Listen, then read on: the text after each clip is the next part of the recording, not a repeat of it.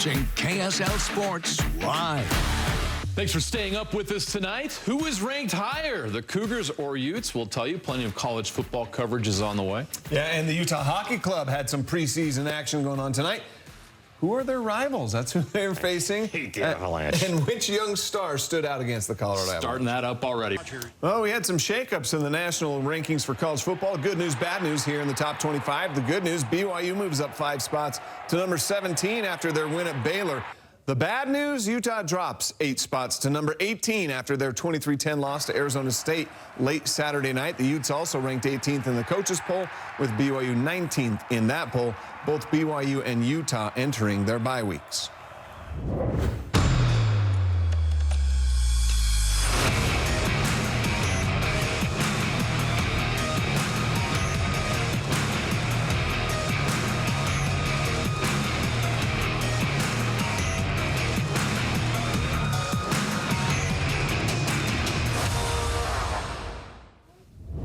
They shocked Kansas State and the Big 12 with an avalanche of momentum in Provo last week. Well, on Friday in Waco, BYU did it again with touchdown-scoring drives on each of its first 4 possessions to help the Cougars remain unbeaten at 5-0.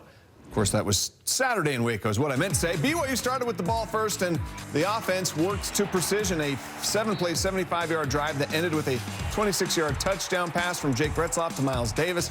Retzloff was 4 for 4 on the drive, which also included a 24-yard completion to Darius Lassiter. Retzloff passed for 69 yards on that drive.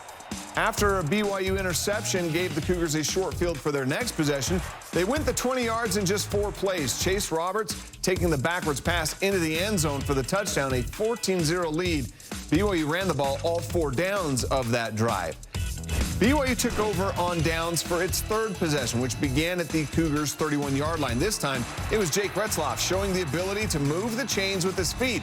A 15-yard run in Baylor territory for a first down, and then Retzloff finishing the 69-yard drive with a 17-yard touchdown run. Less than 12 minutes into the game, BYU already with a 21-0 lead. The Cougars' 4th offensive series started in the 2nd quarter. Retzloff continuing his growing chemistry with Darius Lassiter, the 9-yard pass to convert a key 3rd down in the drive. Then 4 snaps later, he takes the deep shot downfield. Great touch right into the arms of Lassiter for the 44-yard touchdown. This fast start for the Cougars was critical in pulling out that win in Waco. As a man wide open, Miles Davis on the wheel. Best start for sure. I think looking back, I think we're 3 for 3 on touchdowns. So yeah, it was the best start that I've seen out of these guys. I think with me behind them. Touchdown, Jake Retzloff. I think we did it enough, but man, I just do it all the time. You know what I mean? I'm just being greedy. So if we can do it all the time, my job will be a lot easier. But that's what I got to do. Arias ran the post, and Jake found him in stride for the score. Beautiful. Guys get to learn about ourselves a little more, right? When things get tough, you learn something about yourself, and we learn that our defense is really good, and we learn that our offense can start really fast. So yeah, we just got to get to the film and figure out what we got to do better. Horrible in the red zone. Awful. You see it all over my face. I mean, I'm pissed. So We did not score points when they were there to be scored. I don't get too upset. You know, I just almost want to just smack something right now. So I'm gonna use that this whole, next 2 weeks.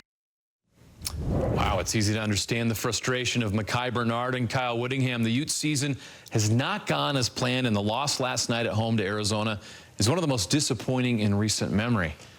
Just 10 points on the scoreboard. A big reason was the poor play in the red zone.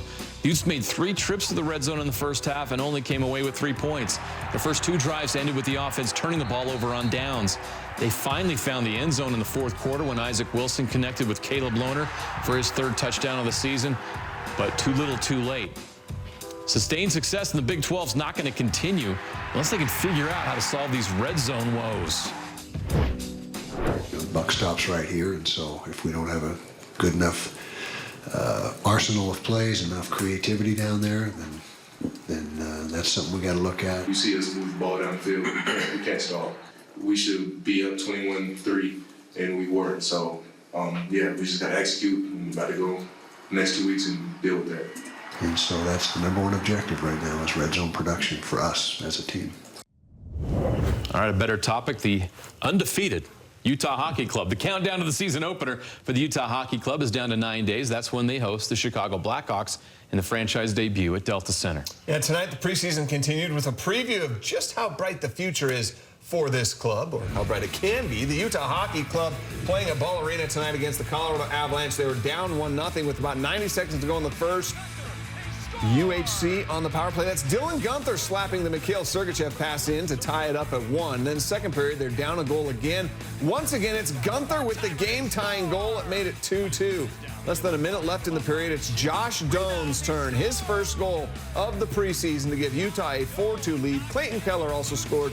Utah wins 6-3. There weren't any. The Utah Jazz begin a new season with an eye on the future. The front office shares their thoughts on the team's youth movement and how that impacts the season ahead. You guys just do their job, you know, we're dangerous. The BYU defense was the catalyst to another huge momentum turn. What's going well for them and what could have gone better for the Utes? Sly joins us to take a closer look.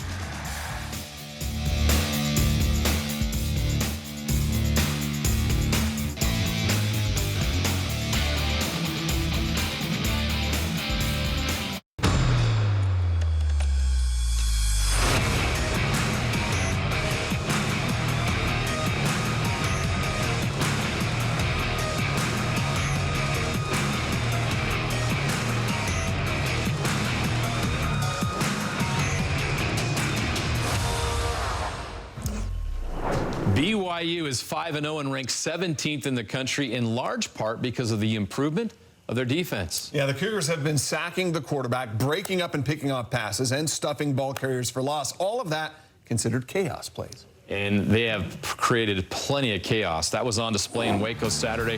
3 sacks, 2 tackles for loss, and 2 interceptions. BYU is now 26th in the nation in total defense, 24th in scoring defense, 38th in third down conversion defense, 27th in passing yards allowed, 7th in team passing efficiency defense, and the chaos plays way up.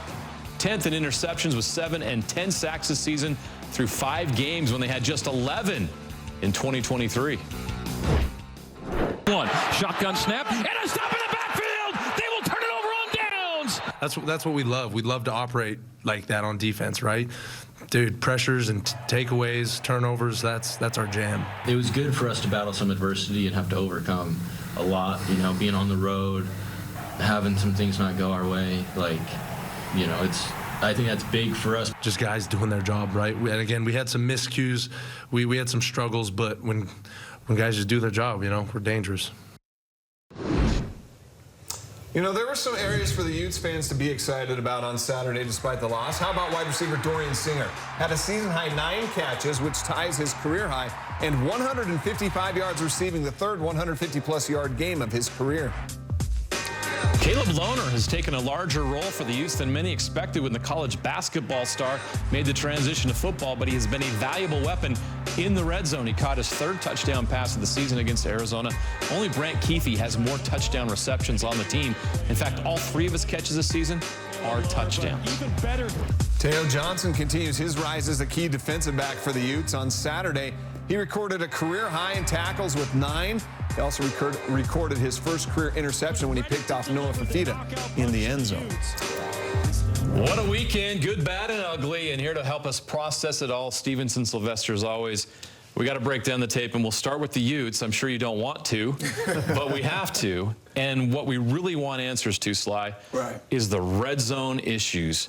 We saw they had the issues. The coaches talked about it post-game.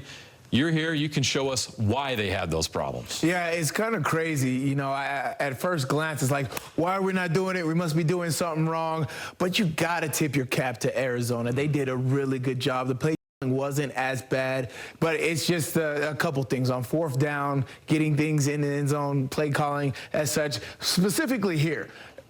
Everybody and their mama knows that we're going to run the football right here. How many in the box? We bring 4 tight ends in the game. They have everybody right here. They know it. This is where your veteran quarterback comes in to check out of that. You're going to get one-on-one coverage on the outside. Last 3 weeks, we were getting 0 coverage from everybody like crazy. Another instance right in the second quarter here is Caleb Lohner. Again, everybody and their mama knows it's going to the 6'8" guy on the outside, right? Here they give Caleb Lohner a two-way go. If the defender jumps outside, which he did, he has the ability to come inside. But here, this is where he's only been in football for 2 minutes. He's got to work back to the football. All receivers know you work back to the football, creating that extra separation away from that defender. Those are just little things where we miss in the red zone. The play calling wasn't as bad as I thought it was initially after looking, but just these little techniques will help the execution. The details of execution. Yes. There you go. Yes, No yes. doubt.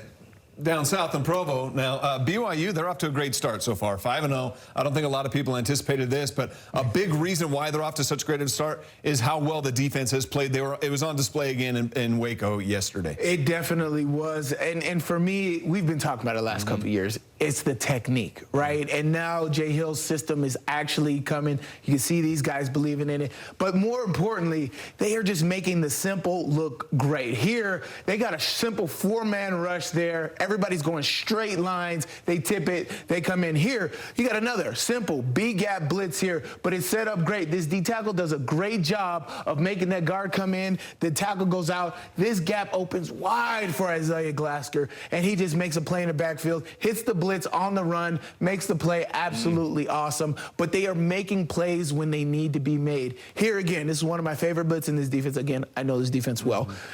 This is Crew Wakely coming in on a nickel blitz on outside, but then just extra effort. That spin move right there, right into the play. They are just playing with their hair on fire, executing at a very high level. Again, and this is what I like. I love this kid since last year. Jacob Robinson does a great job here. Here, he knows he has safety help in the middle. So I want to force my guy that I'm covering to the middle. He jumps outside, making sure he's protecting the boundary. The receiver thinks he has a way to go, but he's actually going into the double team here, and he knows that, so he's able to sag off. I have help deep and in front of me. I'm able to sag off to the backside hip, get a hand in there. I know the linebacker, Jack Kelly, got a hand on it, but he would have too. He's playing. He made a great play to end the game for BYU as well. Jacob Robinson playing a great job in that nickel position. We've seen a big increase in chaos plays by that defense, and it set the tone for the season, and now the Cougars are 5-0. And on top of the Big 12 when no one expected them. So it's been a great start for the Cougars. Now, both teams going to the bye week feeling a lot different. So it'll be interesting to see how they come out of this bye week, both taking the weekend off. Sly, thanks. Appreciate it. Got it. All right, 28 years ago this weekend, the Utes got a thrilling win over a ranked team. Number 20 Kansas came to Salt Lake City on September 28th, 1996. Chris Fuamatu Ma'afala had 103 yards and 2 touchdowns. Mike Fouts had 476 yards passing. Kevin Dyson had 172 yards receiving in that touchdown. And Rocky Henry had 129 yards receiving and 3 touchdowns, including the game winner with 1:39 left. Utah beat the Jayhawks 45-42, and who knew, 28 years later, they'd be in the same conference. The first year of the Big 12, by the way, was 1996. Swinging away, ground ball to Machado. He hits third, that's 1. Goes to second in time. On to first, a triple play! A triple play! The Padres clinch a postseason berth on a 5-4-3 triple play. Yeah, today was the final day of the regular season, and there are 2 wildcard spots in the National League still up for grabs. Of course, the Padres locking that one up earlier in the week. How's that for drama? Monday is going to be fun. The Braves, Mets, and Diamondbacks are all in the hunt. Today, a Braves win would give them one of those spots. Braves taking on the playoff-bound Royals. Royals had nothing to play for, right? They had it locked up. The Braves, though, were in trouble from the jump. Michael Massey with the massive shot. With 3 men on, crushes this pitch to right field, 3-0 Royals. They add another run in the 4th inning after a Hunter Renfroe solo shot to make it 4-1. Last chance for the Braves in the bottom of the 9th. Ozzie Albies, with a man on and 2 outs, grounds out to first. The Braves squandered a chance to clinch that wild card. Well, the Mets and the Braves will wrap up the season tomorrow with that doubleheader. If the Mets win today, they only have to win 1 tomorrow to get in. Jose Iglesias has been red hot since joining the Mets, extends his hitting streak to 20 straight games. Francisco Lindor is the team MVP, though. He would belt his 32nd homer of the season. The Mets win 5-0. They have the best record in baseball since June 1st. The Diamondbacks have to win to stay alive for a wild card spot. Big 4th inning for Arizona. Ketel Marte caps a 6-run inning with a 443-foot 2-run homer, 6-1 D-backs. Seventh inning, Eugenio Suarez drills his 30th homer of the season to center. The D-backs win big, 11-2. Now they wait. If the Mets and Braves split tomorrow's doubleheader, they're both in and the D-backs are out. If either team sweeps, the Diamondbacks are in the postseason. Well, it's almost time for the Utah Jazz to get back to work. Training camp begins for this rebuilding roster in just 2 days. At 24.9 years old, the Jazz have the 6th youngest average age on the roster in the NBA. As Justin Zanuck, Danny Ainge, and Ryan Smith sat down to take a few questions Friday morning for their preseason media availability, the conversation was picked up where it was left off back in the spring at the end of the season press conference when it was mentioned the Jazz were ready to do some big game hunting. They haven't given up on that yet, but the priority has shifted now to the youth of the franchise. I think with this organization that we are extremely aggressive with pursuing any and all means necessary to make this a championship caliber roster. When those opportunities come up, we're ready for them. There weren't any. And so to sit there and not do anything, we've decided that our plan was to completely throw our focus into our young guys and the best player on our roster in Lauri Markkanen. The United States continues its dominance of the President's Cup. They defeated the international team 18.5 to 11.5. That's the largest margin of victory for the Americans as they earn their 10th straight gold trophy. The clinching point came from Keegan Bradley, next year's Ryder Cup captain. We have to take a short break. More NFL highlights on the way. Locals in the NFL, too. And yes, high school football coming up. The best of Week 7 on the way in our Game Night Live highlight reel and the top 5 high school football plays of the week. We'll count those down next. You know what doesn't stink? What you're about to see right now. Week 7 did not disappoint. A 5-overtime battle between unbeatens, stunning upsets, and big-time plays. Yeah, we took our best from all of that, packed it into this week's segment of the Game Night Live highlight reel.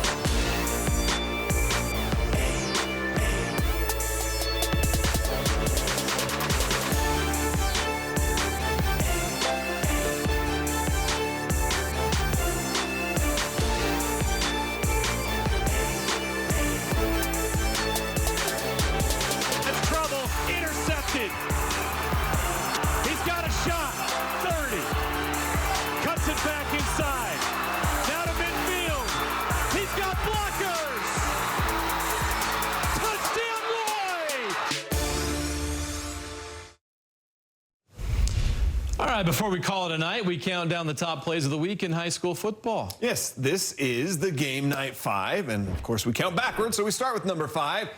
This is Lucius Lutali. Focus, focus, focus.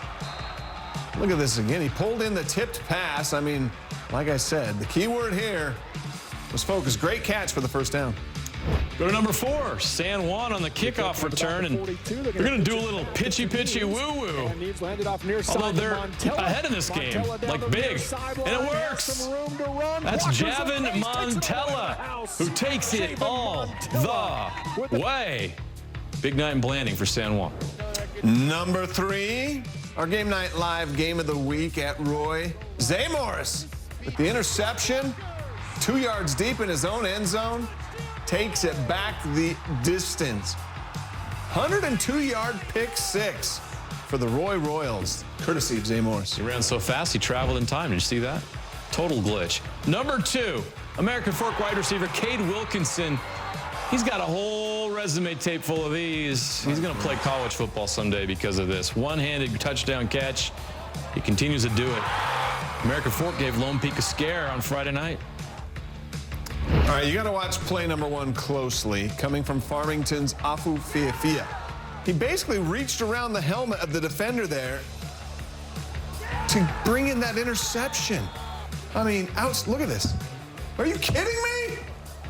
I love it. What a play, what a catch, what a pick. You just don't see that often. No, and Farmington gets a big win over Layton in Region 1 play.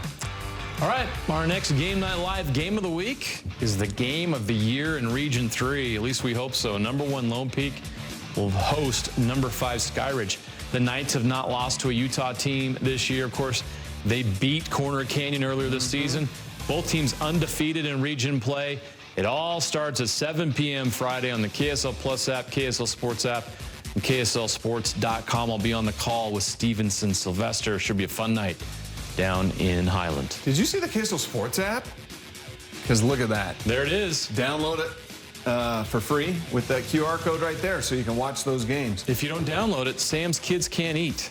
Don't do that to Sam's kids. Don't starve the children.